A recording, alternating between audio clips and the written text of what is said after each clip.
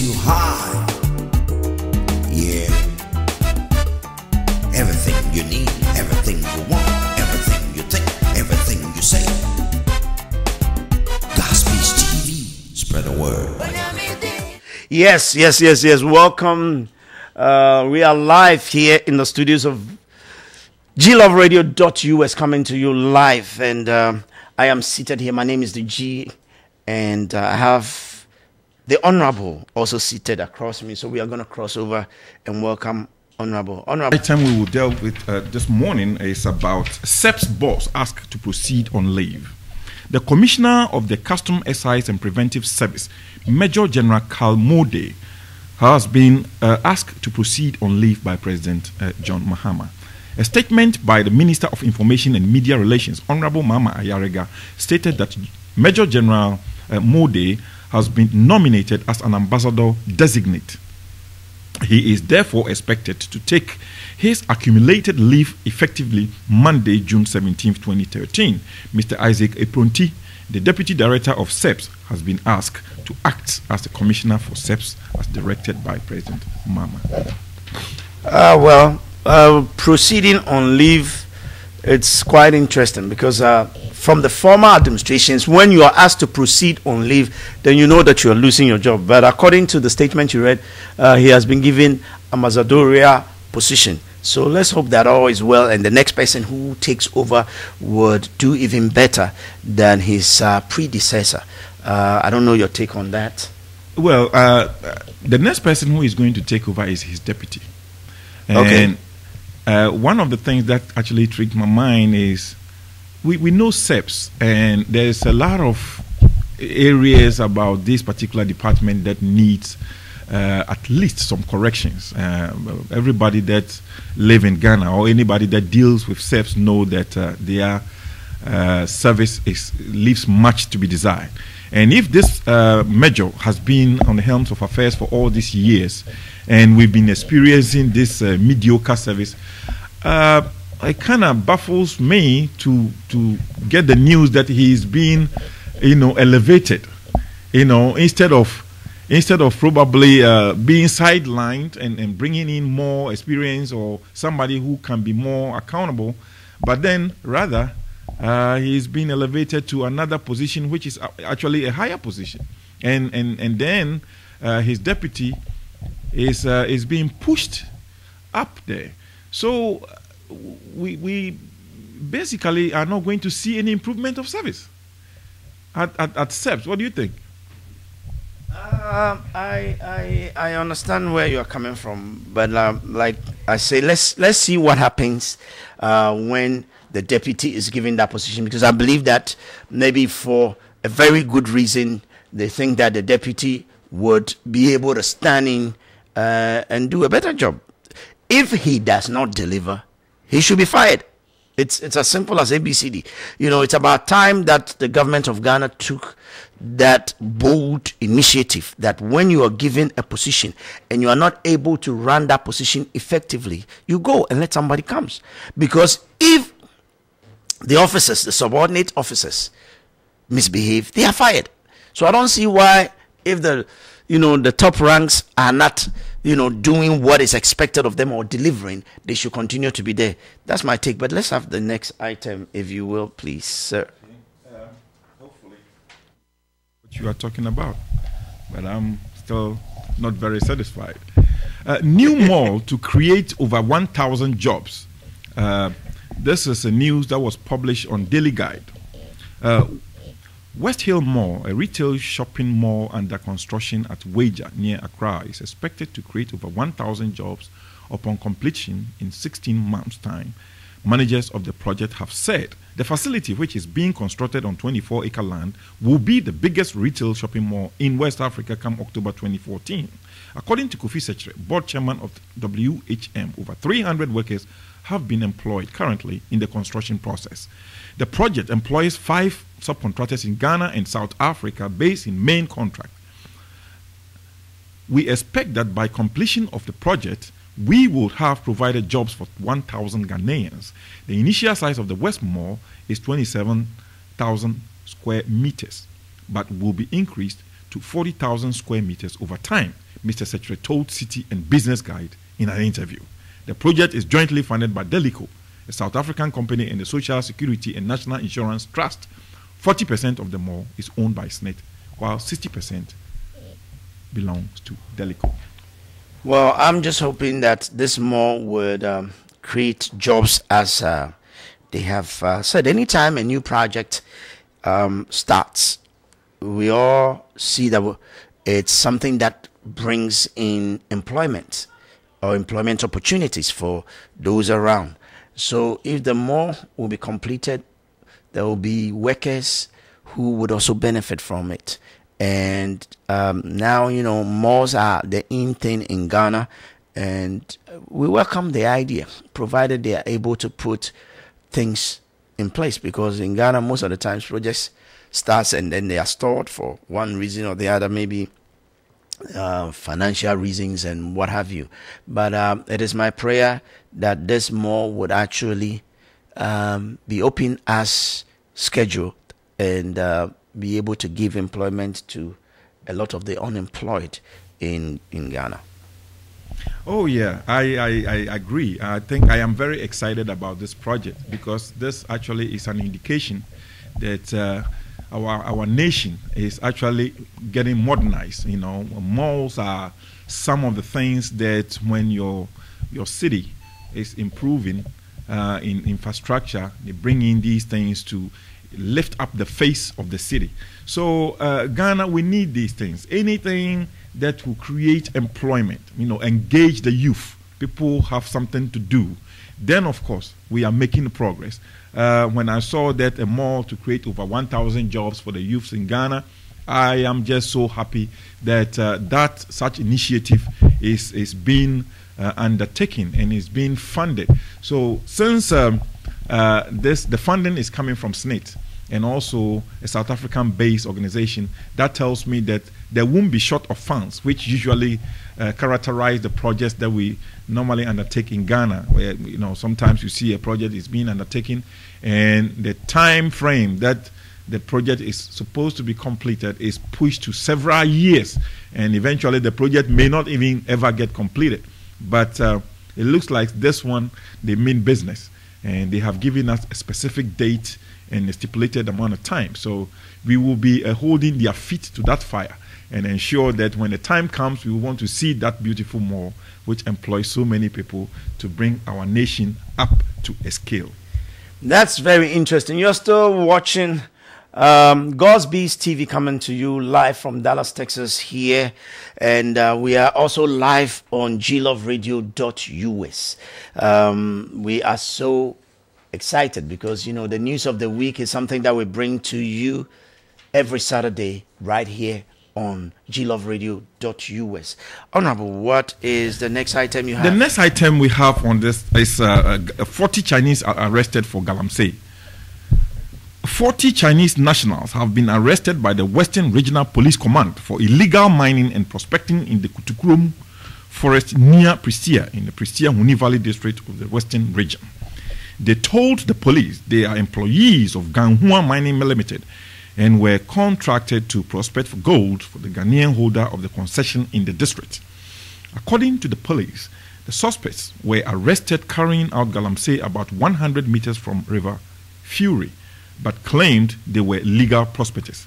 They justified their galamsey activities by saying that part of the proceeds thereof was used to satisfy the excessive demands of the people in the communities they operate in.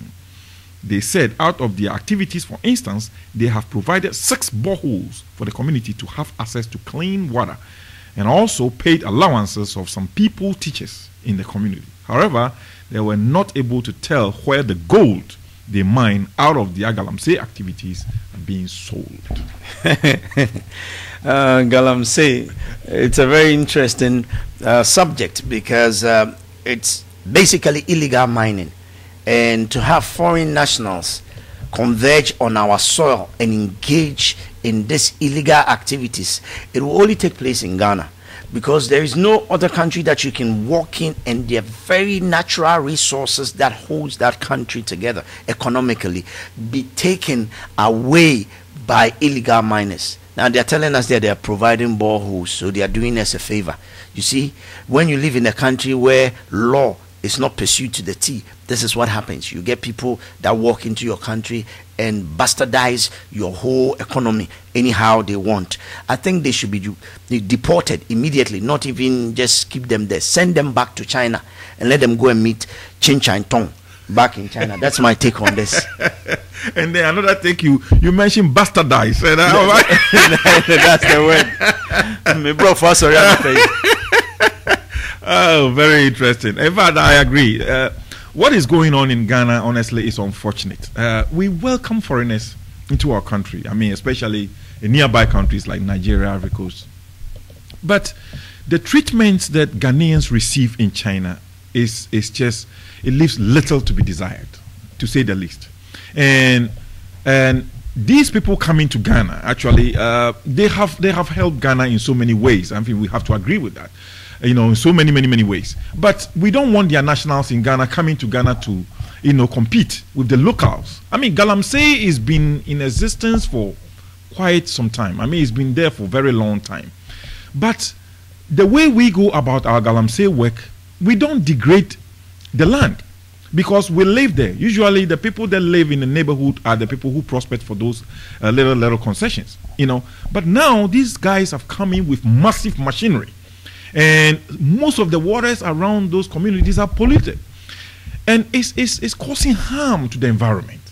Actually, this actually led to the filming, the documentary film that was being aired on the Discovery Channel in the United States. And if they have started arresting some of these people, I think it is a step in the right direction. In fact, we should let them understand that there are some laws in Ghana that prevent them from prospecting illegally. More so they are foreigners, and this is where Ghanaians, we have to fault our own selves because these guys cannot come here and start doing anything without the consent of some community leaders. They pay peanuts, just little amount of money for those people to enjoy, and then they give concessions that they themselves have no idea of the value of it. So if the Ghana government has started a crackdown on these people, I am very, very happy. In fact, the legal ones among them can be spared. I mean, if they are there legally and they are doing things according to the processes that has been laid down and been acceptable by international standard, I don't think anybody have problems about those.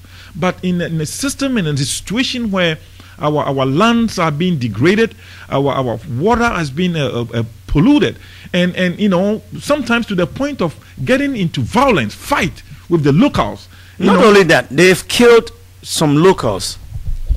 They've actually killed some locals. And this is a very sad situation because, illegal mining, like you rightly said, the word illegal already makes it illegal. It means that you have not been authorized, And if you people have come and you want to set up a mining company, then register and go through the right process. But not where you go and, destroy the land, pollute the water, waste, and you are creating more confusion. Then you turn around and say that you've built boreholes and that you are doing us a favor. Honorable, let's go on to the next item. Absolutely. Robbers raid police headquarters. That's the headline. Some burglars are reported to have taken their nefarious activities onto the doorsteps of the Inspector General of Police, Mohammed Al-Hassan. This is a news that was published in the Daily Guide. In a rather defiant manner, when they broke into the headquarters last Monday dawn, Daily Guide has guarded. The group, a source said, raided the fourth floor of the main headquarters and left evidential proof that they were not perturbed at all of being caught as they had a field day in one of the offices. It is not clear what their mission was. The Daily Guide investigator showed that one of the scheduled office's director generals had a shock of his life when a bottle of whiskey he had kept in the office was ostensibly quaffed by the daring burglars who ate everything in sight without fear. So far, no arrest has been made, and sources say the IGP deemed it a dent on his administration and therefore was keeping the incident under wraps. This is a very interesting one. When I saw it on Facebook, I just laughed. I laughed because somebody commented on Facebook that this is an inside job and that is the police who have turned the robbers. So because he doesn't believe that in police headquarters, armed robbers can enter into police headquarters, go to, the 4th or the 5th floor, and go and consume whiskey at their own leisure time and consume everything on site just to show that they were there. So somebody is suggesting strongly that this is an inside job and that is the police 10 armed robbers who went there, or beggars if you want. It's a very interesting thing. It just goes to tell you the level of lawlessness in the country Ghana, because if you can walk straight to the Inspector General's office and do whatever you want, it must be an inside job. I don't know if you've been to the police headquarters before. Well, I haven't in Accra. But just imagine police headquarters. Yes. I mean, it's not a place that should be without security. It's a place where you don't just walk in, because right from the main gate there is a guard in the front gate. Before you have to go to the reception, when I've been there not too long ago, a couple of years ago, and when you get there, they have a main building that serves as the outer reception. So that's where you go and fill your forms, and then when they are ready to accept you into the main building, you walk across the parking lot to the main building. And the main building, as you climb the steps, there is a second reception there that will inspect where you are going before you are directed to the level of office where you are going to. So I'm saying that with all this security, how can ordinary beggars from outside just walk through the whole security network? Heads must roll.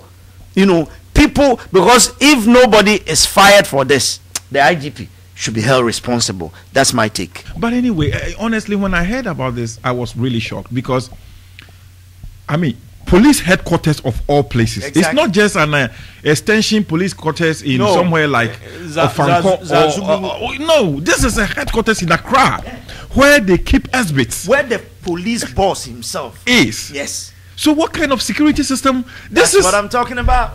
This is scary, honestly. It is scary. This is very scary, because if a group of people can just organize themselves and go to police headquarters and ransack the headquarters, do whatever they want, actually sit down. You see, let me tell you something. Police headquarters don't even have surveillance cameras, because this is just a simple thing. CCTV would have seen whoever entered what office at what time. So can you imagine a whole police headquarters? They don't even have CCTV. So how would they be able to know who walked in there?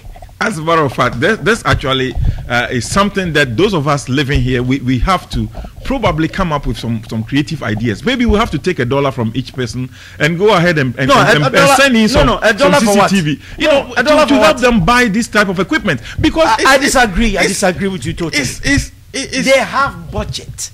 Look, let me tell you something. This is why I keep telling you every day that a black man is not capable of managing his own affairs. Kwame Nkrumah deceived us big time. You understand? Something as basic as CCTV. How much does CCTV cost? It doesn't cost anything at all. Exactly.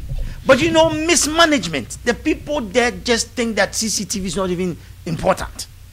Okay? Because it will expose their bribery and corruption. Because if somebody is taking bribe, somebody comes with an envelope and is passing it over to whoever is there, the CCTV will see. So they will discourage CCTV from being there. Now the tables is turned on them and they are crying wolf. This is the mismanagement. The police would not want to have CCTV there, because most of the times when people come to the office, they are passing envelopes. They are bringing white envelopes, just like the one I'm holding right here. But I think the robbers are also very bold, because how could you actually plan to go and rob police headquarters? I quite remember when I was in Kumasi.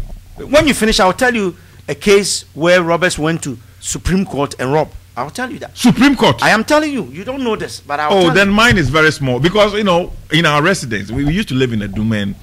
One night, my dad had traveled outside the country, and they came in.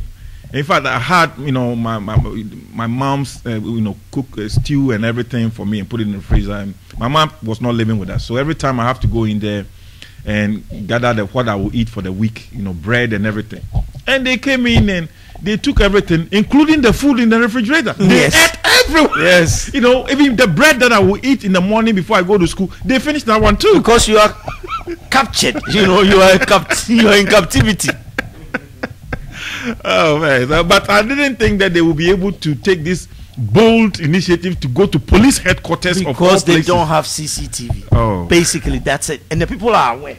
That is why I am saying that it's an inside job. I agree with the gentleman who posted that it's an inside job, because you see, they then know that the people don't have CCTV, so they can walk in the corridors of power and nobody will be able to detect who they are. Of course, you just said that if they were able to be successful to go to Supreme Court and do some of these things over there, then of course they know they can go anywhere. Let me tell you the Supreme Court issue. There was a guy who used to work in the Supreme Court, either as a clerk or something, and knew where the cash was kept in the Supreme Court. Monies from the registry, when you come and file petitions, like the MPP went, you have to pay to file your petitions and everything. So the guy knew where the money was kept. And this guy committed some offense and was brought to Insaon prisons. And whilst he was in Insaon prison, he told one of the inmates that he knows where the Supreme Court money is kept. So when they go, they will go and steal the money. All right, because now he's lost his job there. So he brought the inside information, and through to their words, these people went all the way to the Supreme Court of Ghana and stole from there. You kidding? I am telling you, there was another incident. Now listen to this very carefully. Also, in a high court, they have a clock, that is just there for everybody in the courtroom. Whilst court was in session, a guy comes in with an overall and bow to the judge and acknowledge the judge and climb up and take the clock and take it away. The judge waits for about 2 to 3 weeks and the clock is not coming back. So he calls maintenance and he says, the other day I was in session when somebody came and grabbed the clock. Why haven't you brought the clock back? Maintenance said, we have not sent anybody. Oh, a thief. A thief had gone and taking the clock whilst court was in session. Simple as that. This is a classic one from Law and Order. That is how bold some people are. So me, I'm not surprised. Honorable, let's have the next item. This is very interesting. But anyway, anti-graft campaigner Paul Collins Apiafori has told XYZ News that only Jesus Christ can end what he described as endemic corruption in Ghana. The former Esikuma Odobeng Brakwa, member of parliament, said there is no hope for the country, stressing that unless Jesus Christ himself becomes the president of Ghana, there is no hope. Mr. Apiafori, who was contributing to the discussions about anti-corruption measures announced by the presidency to cleanse the Ghana Revenue Authority of corrupt officials, bemoaned that he described as widespread collusion and connivance by heads and staff of various state institutions to rip off the nation. He said, if I catch you stealing and nothing happens to you, then when I come, I have to collect mine and allow you to continue. Adding that, we don't punish them and they get away with their loot. They get away with all sorts of corrupt practices, and as long as this continues, there is no hope for the country. Mr. Apiafori said the efforts of anti-graft campaigners is being thwarted by systemic hurdles which stifles progress in ridding state institutions of corrupt officials. PC Apiafori has always been a controversial man. Years ago, he came on radio and accused his wife of giving him gonorrhea. This is a man who is very, very controversial from day one, and now he says Jesus Christ should become the president of Ghana. I don't know how that is going to happen, but you see, what he has said discredits the whole political arena, because right now he's not saying NPP or NDC is corrupt, but he's saying that the whole cross-board. It means that he has no faith in any political party, and this man is supposed to be a politician. So he has even discredited he himself. Correct. He says now if you can't beat them, join them is the system, and he will take only Jesus Christ and maybe Peter will be the vice president when Jesus is the president. I don't know. I don't even know where to take it from, Honorable. I know. This guy, Mr. Piofori, he is very controversial. I mean, I don't know who he hasn't condemned yet.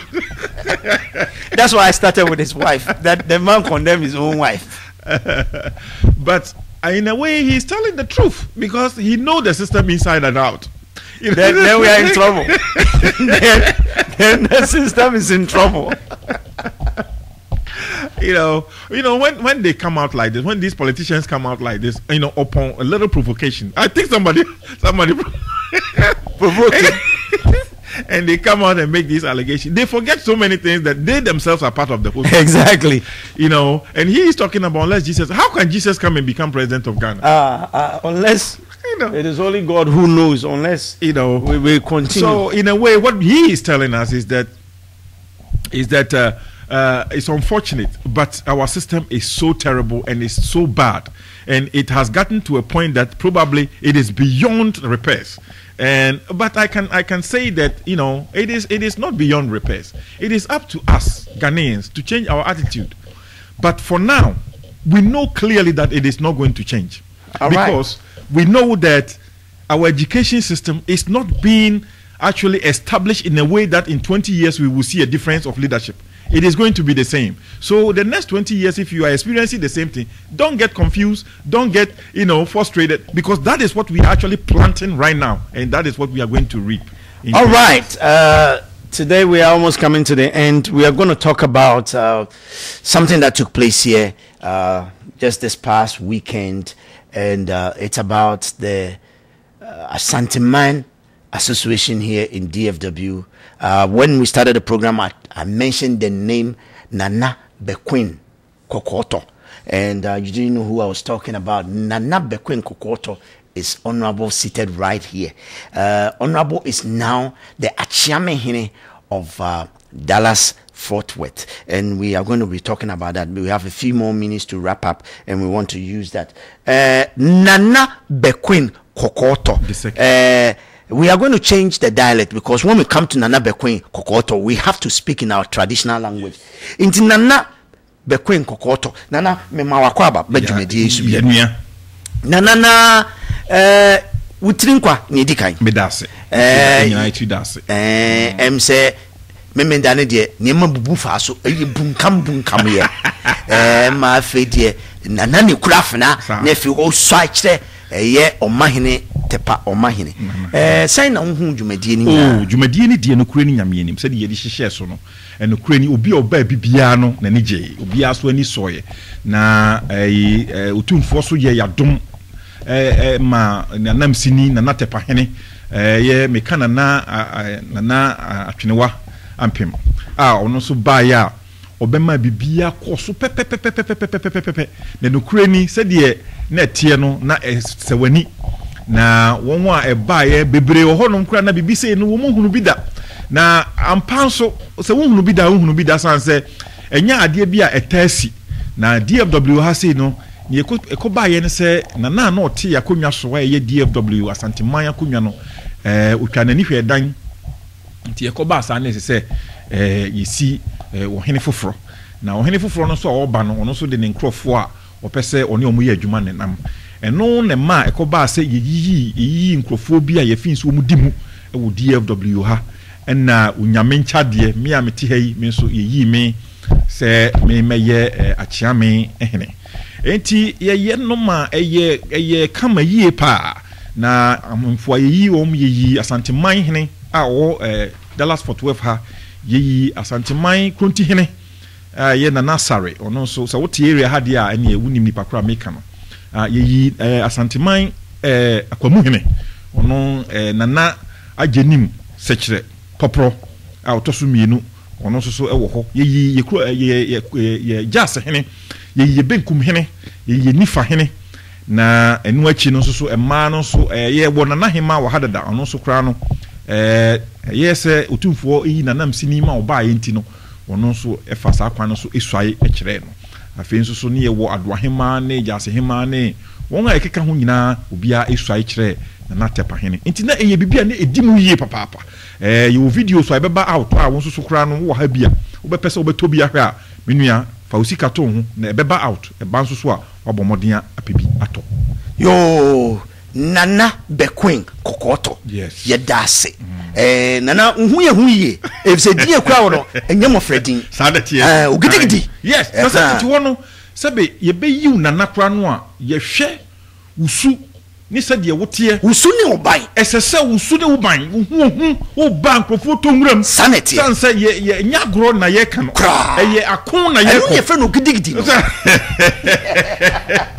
so enenti no ye yiw sa no a esese wo make sure say wo ye obi a wudi mu a wo nsuro hwe wo betimi adi o man nanim akosa na wo di nkunimdie so abafie enu nti na wo kasa obi hu a sa na se ye kire pepe ye danana Bekwin Kokoto ase ene ha na ye di ejumedie no ebisi the weeks to come no ye be mo den say ye di ahemfo ni je beba na ye beti onu asem na omo nso abeka kire omo abai woni so ade hu nti ha yenso de ye wo community mu say ye beboa GTV ne G Love Radio ye tai mochi mrebi ambato monsa afre ye bia ye beba nya beboa mo etifo ha na mre ebe man kwan na ye de ene dwumadi no e de abra mene Nana Bekwin Kokoto mitosu mienu otosu mienu Nana Bekwin Kokoto otosu mienu e na ye de dwumadi ni ne eye nyame pa na wo twese ne mo beti yenka yakram ye damase bibre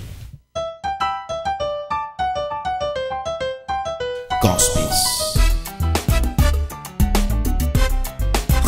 24/7. Yeah, and more. The word, salvation, healing, 24/7. Right here. Gospels TV takes you high onto the sky. Gospels TV on sky takes you high. Yeah. Everything you need, everything you want, everything you think, everything you say. Gospels TV, spread the word.